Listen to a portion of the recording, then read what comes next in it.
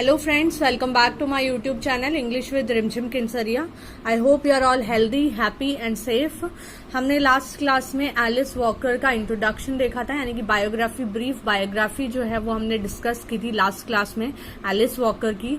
In today's class we'll see the analysis of the meaning और analysis जो है in search of our mothers garden. It is one of the most important essays written by Alice Walker, और ये Alice walker का बहुत important essay है. हमने biography, brief biography तो डिस्कस कर ही ली थी लास्ट क्लास में, आप वो देख सकते हैं वीडियो अगर आपको एलिस वॉकर के बारे में जानना है तो. और इस वीडियो में हम in search of our mothers garden देखेंगे. In search of our mothers garden जो है, सबसे पहले तो आप ये लिखिए कि ये पब्लिश हुआ था 1983 में. 1983 में in search of our mothers garden जो है पब्लिश हुआ था. In this essay in search of our mothers garden, Alice Walker talks about her search of the African American women's oppressed or suppressed talent which they have lost because of slavery and a forced way of life. As we all know कि black people जो हैं उन्हें slaves बना के रखा जाता था, तो वो बताना चाह रही हैं कि स्लेवरी की वजह से और फोर्स्ड लेबर की वजह से उन अफ्रीकन अमेरिकन लेडीज में या वुमेन में जो टैलेंट था वो सप्रेस हो गया. ठीक है, वो किस तरीके से सप्रेस हो गया, वो कभी उनका टैलेंट जो है वो बाहर नहीं आ पाया, डिस्कवर नहीं हो पाया. उसके बारे में जो है यहाँ पे हमारी जो ऑथर है एलिस वॉकर वो बात करती हैं. Alice Walker develops her argument by mentioning the experiences of other people in the essay. अलग अलग लोगों के एक्सपीरियंसेस से वो बताती है हमें, अपने आर्ग्यूमेंट को वैलिडेट करती है अलग अलग एक्सपीरियंसेस से. ठीक है, as she talks about Jean Toomer, सबसे पहले तो वो बात करती है जीन टूमर की. JEAN Jean Toomer, TOOMER, Jean Toomer के बारे में बात करती है, जो कि एक पोएट थे ऑफ द अर्ली 1920s के पोएट थे. Toomer observed that black women are unique. Toomer जो है उन्होंने ऑब्जर्व किया था कि ब्लैक विमेन जो है वो क्या है, यूनिक है. ब्लैक विमेन यूनिक हैं because they have deep spirituality in them, क्योंकि उनके अंदर क्या है, बहुत डीप स्पिरिचुअलिटी है, इंटेंस स्पिरिचुअलिटी जो है वो है ब्लैक विमेन में, वो यूनिक है. कौन कहता है? अर्ली 1920s के जो पोएट हैं जीन टूमर, वो कहते हैं. ठीक है, ठीक है, spirituality in them, even though their bodies endure numerous punishments in everyday life. उनकी बॉडीज एंड्योर करती है बहुत सारे पनिशमेंट्स, अलग अलग पनिशमेंट्स जो है उनकी बॉडीज एंड्योर करती है पूरे हर दिन. ठीक है, तो भी उनमें क्या है, एक यूनिकनेस है, एक टैलेंट है उनके अंदर, स्पिरिचुअलिटी है, डीप स्पिरिचुअलिटी है उनके अंदर. They were in this way saints, crazy pitiful saints. फिर वो कहते हैं जीन टूमर कि वो क्या है, सेंट्स है, क्रेजी पिटिफुल सेंट्स है. Thus she says that how hard it used to be a woman, especially black woman at that time. तभी तो फिर वो फोकस करते हुए कहती हैं वॉकर कि कितना हार्ड होता होगा उस समय के वुमन होना, और खासकर स्पेसिफिकली ब्लैक वुमन होना. ठीक है, further Walker gives the example of Phillis Wheatley. फिर वॉकर जो है हमें एग्जाम्पल देती है फिलिस व्हीटले का. फिलिस व्हीटले की स्पेलिंग लिख लीजिए पहले तो आप, PHILLIS, फिलिस व्हीटले, WHEATLEY, व्हीटले, जो कि क्या थी, अ black slave girl who was very poor in health. एक ब्लैक स्लेव गर्ल थी जो बहुत ही, जिसकी हेल्थ जो है बहुत डिटेरियोरेट हो रही थी, बहुत वीक हेल्थ थी उसकी. ठीक है, Phyllis was a poet but unfortunately she couldn't use her talent because she was a slave. Obviously कि वो एक स्लेव थी तो अपने टैलेंट, दो शी वॉज अ पोएट, वो एक पोएट थी, लेकिन वो अपना टैलेंट जो है वो यूज नहीं कर पाई बिकॉज ऑफ स्लेवरी की वजह से. More over she didn't even own her self. फिर वो कहती है, हमारी जो राइटर है एलिस वॉकर, वो कहती है कि वो तो खुद को भी ओन नहीं करती थी. Though she was a poet and as she was a slave, तो वो खुद को ओन नहीं करती थी, ये बात वो कहती हैं एम्फेसिस करते हुए. She was suppressed bye forced labour and pregnancies. Forced labour और प्रेगनेंसी से उसको क्या कर दिया गया, सप्रेस कर दिया गया फिलिस व्हीटले को.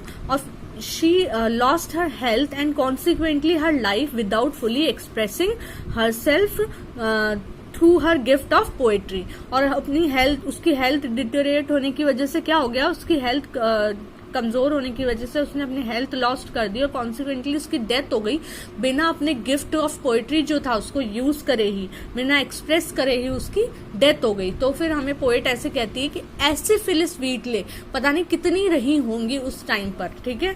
In this way, by giving the example of Phyllis Wheatley, she pointed out that we don't know if any one of the African American women would have bloomed to poets, singers, actresses, etc. because they were never really had the chance to know what they can achieve. ठीक है.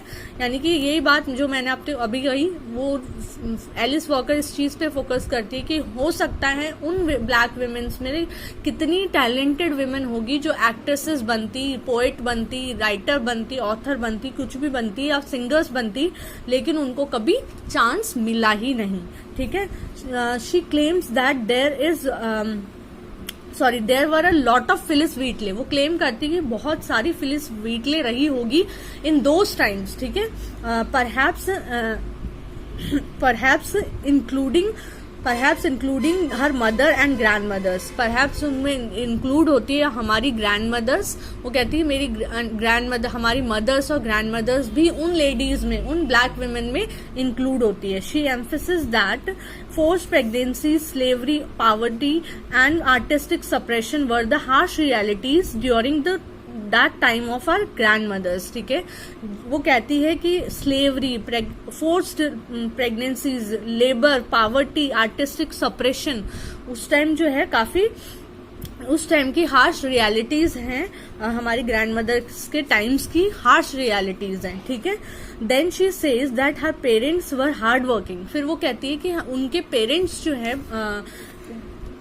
Alice walker के parents जो हैं वो hard working थे, बहुत hard working थे. She even says that दो her mother may not be a poet. फिर वो कहती हो सकता है कि मेरी मदर जो है वो पोएट ना रही हो, बट ना ही एक नॉवलिस्ट रही हो, ना कोई पोएट रही हो, but she was an artist. लेकिन वो एक आर्टिस्ट जरूर थी. वो कहती हो सकता है कि मेरी मदर एक पोएट ना रही हो, एक नॉवलिस्ट ना रही हो, लेकिन वो एक आर्टिस्ट थी इन द ट्रूएस्ट सेंस में. Her talent is manifested in her gardens and beautiful flowers that she grows. वो कहती है कि उनका टैलेंट जो है वो दिखाई देता है, किसके अंदर दिखाई देता है, उन गार्डन्स में और उन ब्यूटिफुल फ्लावर्स में जो वो ग्रो करती है. ठीक है. जो मैनिफेस्ट करती है, ग्रो करती है. She also comments on Virginia wolves a room of one's own. वो कमेंट करती है वर्जीनिया वुल्फ के अ रूम ऑफ वंस ओन में, जहाँ की एज वी ऑल नो कि वर्जीनिया वुल्फ का जो ये ऐसे है बहुत ज्यादा फेमस ऐसे है, बहुत इंपॉर्टेंट और फेमस दोनों है. अ रूम ऑफ वंस ओन, जिसमें हमें जो है वर्जीनिया वुल्फ बताती है कि एक वुमन को अगर उसे लिखना है तो उसके पास क्या होना चाहिए, उसका खुद का स्पेस होना चाहिए, उसका खुद का मनी अर्निंग होनी चाहिए. ठीक है. तो वो बताती है यहाँ पे, she says that black women suffered more as compare to white women. तो हमें यहाँ पे एलिस वॉकर क्या कहती है कि हाँ प्लाइट है उन विमेन के साथ. उस समय की विमेन जो है भले वो वाइट रही हो, लेकिन उन्हें भी स्ट्रगल करना पड़ा, जो भी है उन्हें भी प्रॉब्लम्स फेस करनी पड़ी. लेकिन एलिस वॉकर ये कहती है कि as compared to white women, black women had to suffer more. ठीक है. सफर करना पड़ा उन्हें ज्यादा as compared to white women. ठीक है. एलिस वॉकर बोलती है. She even says though some women like our mothers and grand mother's seem talentless, but it doesn't mean that they don't have any talent. हाँ, हो सकता है कि हमारी मदर्स और ग्रैंड मदर्स जो है वो टैलेंटलेस दिख रही हो हमें, लेकिन इसका मतलब ये नहीं है कि उनके पास कोई टैलेंट ही नहीं है. ठीक है. इट डजंट मीन कि उनके पास they do not possess any talent. ठीक है. भले वो टैलेंट उसमें नहीं दिखता, लेकिन फिर वो बताती है जैसा कि हमें कि उनकी मदर चाहे हमें वो मतलब एक पोएट ना रही हो, एक नॉवेलिस्ट ना रही हो, लेकिन वो एक टैलेंटेड वुमन थी, क्योंकि उनका टैलेंट शो होता है उनके गार्डन्स में, उनके फ्लावर्स में और उनके अदर एक्टिविटीज में, ठीक है। She believes that the mothers are responsible in every success of their daughters, ठीक है। वो बोलती कि एक आप जैसे कह सकते हो रिफ्लेक्शन जो होता है मदर्स का, वो होती है डॉटर्स। वो ये कहना चाह रही है कि उनका जो जितनी भी अगर एक वुमन अगर बहुत फेमस है, बहुत टैलेंटेड है, जिसने बहुत कुछ अचीव किया है, उसके पीछे उसकी मदर का हाथ है, ठीक है। उसकी मदर का हाथ हमेशा रहता है। उसकी मदर जो है उसकी सक्सेस के लिए, उसके टैलेंट के लिए, उसके अचीवमेंट्स के लिए जो है उनकी मदर्स जो है वो रेस्पॉन्सिबल होती है, ठीक है। Indeed their children are their best creations, और चिल्ड्रंस जो होते हैं मदर्स के बेस्ट क्रिएशंस होते हैं, their very own wonderful gardens. यानी कि यहाँ पे हमें जो है वो क्या कह रही है कि चिल्ड्रन, एलिस वॉकर वो बोल रही हैं कि चिल्ड्रन जो है are their best creations, mothers के बेस्ट क्रिएशंस होते हैं चिल्ड्रन, और उनके खुद के वो जो बच्चे हैं, वो जो चिल्ड्रन है वो क्या है, वो बेस्ट क्रिएशन है अपनी मदर्स के, और अपनी मदर्स के वंडरफुल गार्डन्स हैं। So this is all about the essay. I think I have covered all the major things of this essay, और आप फिर भी और रीड कीजिए। और बहुत इम्पॉर्टेंट ऐसे है ये, in search of our mothers garden from womens writing point of view. और अमेरिकन लिटरेचर की हम अगर बात करें तो, क्योंकि ये अमेरिकन जो है नॉवेलिस्ट और पोएट हैं, तो this is all about in search of our mothers garden. बहुत इम्पॉर्टेंट ऐसे है, और मैंने I have tried my level best to summarize and to explain this essay. So we'll soon meet in the next class. Till then, stay happy and safe. Thank you so much for watching this video, and please do like and subscribe this channel and share as much as you can, and please comment on this comment section. Thank you so much.